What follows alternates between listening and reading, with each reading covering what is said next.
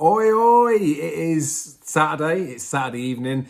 It's basically almost Cheltenham, right? Everything's done now. The hard work's in. Yes, people may have varying bets that they might want to strike at final declarations. We might even want to wait for some best odds guaranteed on the day. But I will be sharing with you all my bets as I've done throughout this season. Before we do that, I'm just going to run you through some cheat sheets. I did these last year. I've done them again for GG. I think they're pretty good, to be fair.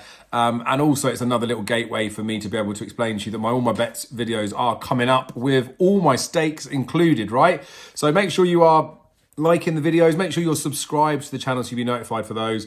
Drop me a comment below if there's any piece of advice you want to give to me or to anybody else when it comes to the Cheltenham Festival, something they need to think about. I'm going to quickly run through these cheat sheets as well in here. What's going to happen in the All My Bets video, again, I'll explain more when it comes to those, is I've got just over £5,000 already laid out for the festival. That's not including the likes of your Facile Vega, that's going to be 200 quid back for the Arkle, or the Ipswich that's not running, or unfortunately the ill-fated Hermes Allen. But it does include the losses that we've had along the lines. Like, it includes a significant amount of exchange bets that are in there too. And then the plan will be with a lot of those, right? And I'd advise this to you guys too, if you can. I will be looking at what my returns are for each of those stakes and potentially seeing if, when it comes to final declarations, about moving some across to different bits, right? Depends which bookmakers you might better get on with. But you might be able to switch some of your anti-post bets, I don't know, for a conversation. So let's say you've had £50 or something that returns 550 quid. A bookie might be offering you a cash out for 75 quid, and you might be able to put it on at a bigger odds somewhere else that actually returns you a bit more money. So I'll play with those to try and boost a few of those up. A lot of the bets as well, especially when the exchange stuff comes in now, I will probably move the stakes to the exchange, especially some of the handicaps. You can get a good few points bigger because they're not betting for the each way concessions, right? So the win part of it can be massive. But I'm not going to allude into that too much. If you want me to tell you any more about it, then drop a note in the comments and I'll let you know after that. But I'll go through all my bets. I will be having some more bets when it comes to the festival, but I'm key to get my All My Bets video out like I've done the last couple of years out, so you guys know what I've bet, stakes included as well. So I won't tell you specifically for each bet like I do normally, where I pull it up on the screen, because it would take too long probably to do that. But like I say, I've got £5,000-ish that's outlaid. 73% of it is singles, and there's some multiples there in there as well. And again, I'll only tell you what the singles are for day one, and then for the Wednesday I'll update after I get back from racing on Tuesday. And then I'll tell you if I've got multiples that are riding under stuff. So you'll know everything that I'm stuck into, and I'll give you my thoughts on what they are now, right? Some of those bets have run through the season, opinions would have changed, but the bet's still live. Right, on to this point of this video, right? The only cheats you will need for Cheltenham. We'll talk about stats, trends and stuff. Galt Stats is the number one, the Holy Oracle, if you just want to look at one website. So I'll put a link to that in the description. The stuff that Brian does is amazing, raises money for charity as well. So if you have a good week, thanks to some of his stats, then please share them on there. But for GG, I do a quick cheat sheet, right? You can click the links in the description below, which takes you to each of the days. And then there's a image, which I'm going to put up on the screen just here, which you can just save to your phone. So it's nice and easy to have a little skim through if you want to, right? So the cheat sheet for day one, I'm going to put it up now. So basically for Supreme, you want to find a horse that's won last time out, ideally unbeaten this season, won a graded hurdle, single figure price plus no headgear. Might be different this year, but again, that's just the typical trends for the most prominent in the last sort of 20 odd years I've looked at, maybe even further, some of these.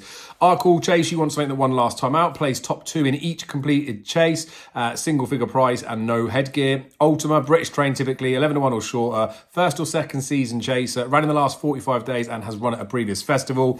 One last time out, this is for the champion hurdle, trained by William Mullins or Nicky Henderson and unbeaten this season. Mares Hurdle has won over at least 2.5 miles, raced inside the last 40 days and has 2 or more races this season. That ticks the boxes for the majority of Mares Hurdle winners. You'll see some of these don't fit the bill with certain horses. Obviously, some horses can buck the trend, but, you know, they're there anyway. Fred Winter, no headgear, double figure price, rated 124 to 134, one hurdle win, not run at Cheltenham and has ran this year, so it might help you whittle it down if that's the way you want to do it. National One Chase, rated 145 plus, has at least 5 starts of offences, has run at a previous festival meeting and is aged 7 or 8. So that's day one stuff done. Should we move on and let's just see what the thoughts were for the cheat sheet for day 2. Pinning it up on the screen now. Barring Bingham, which is actually the Gallagher now in it, has won a bumper, is in the first 4 in the market, won last time out and has won a graded novice hurdle. Brown Advisory, typically a 7-year-old, has finished in the first or second in a grade 2 or better over fences and finished first or second last time out. Coral Cup, Last ran 31 days plus ago. Has run at Cheltenham. Has less than 10 hurdle starts and didn't win last time out. Champion Chase, looking for a horse that's run at Cheltenham. Has won a Grade 1 chase, ran 2 or 3 times this season and no headgear.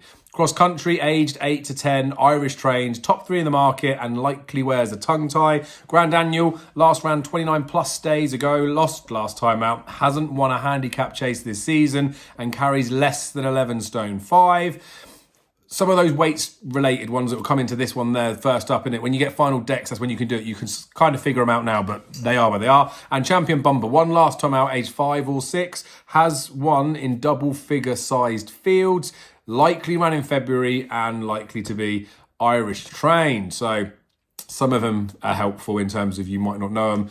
Some of them won't be so helpful and some of them won't necessarily whittle the fields down. Day 3, we have got Turner's Novices Chase, age 6 or 7, first or second last time out, ran at a previous festival, rated 151 plus, but doesn't need to be the top rated animal. Per temps, age 8 or less, ran in the last 50 days, rated 138 to 145, didn't win their qualifier, and then look for double figure prizes. That's easy for you to say. Ryanair Chase, age 7 to 9, rated over 160, has at least placed at the festival, has won a Grade 1 chase and priced under 7 to 1. Stairs Hurdle, age 6 to 8, at least placed in a Grade 1 3-mile hurdle, finished in top 2 in each hurdle this season and top 4 in the market. Plate handicap chase, no headgear. Race this year, double figure price, 11 stone or less, and preferably having his first run at the festival or theirs. Mares Novices Hurdle, age 5 or 6, Irish trained, ideally has at least 4 runs over hurdles. Loose stats on that one, it's not been going for very long. Kim Muir Challenge Cup, price 12 to 1 or shorter, did not win last time out, age 7 to 9, and look at those who ran within the last 28 days. On to the Friday stuff. Triumph Hurdle doesn't wear headgear, price 32 or shorter and has run inside the last 55 days. County Hurdle, no headgear, likely to be in their first or second season hurdling. Look for Dan Skelton and Willie Mullins runners.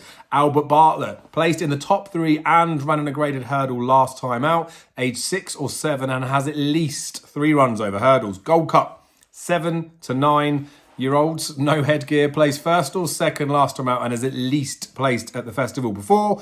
Hunter's Chase, age 10 or 11, finished top 3 last time out and unlikely to have achieved an official rating of 140 plus in their career. It's quite a small field at confirmations. I think there's only 13 in there, so who knows with those. Mares Chase will have run at a previous festival and will be Irish trained. Again, not many renewals, so loose stats there. Martin Pipe, age 5 or 6. Has 8 or fewer runs over hurdles, finished top 3 last time out and ran inside the last 55 days. So that's the cheat sheets. As I say, there's links below so you can go and download all of those and save them to your phone.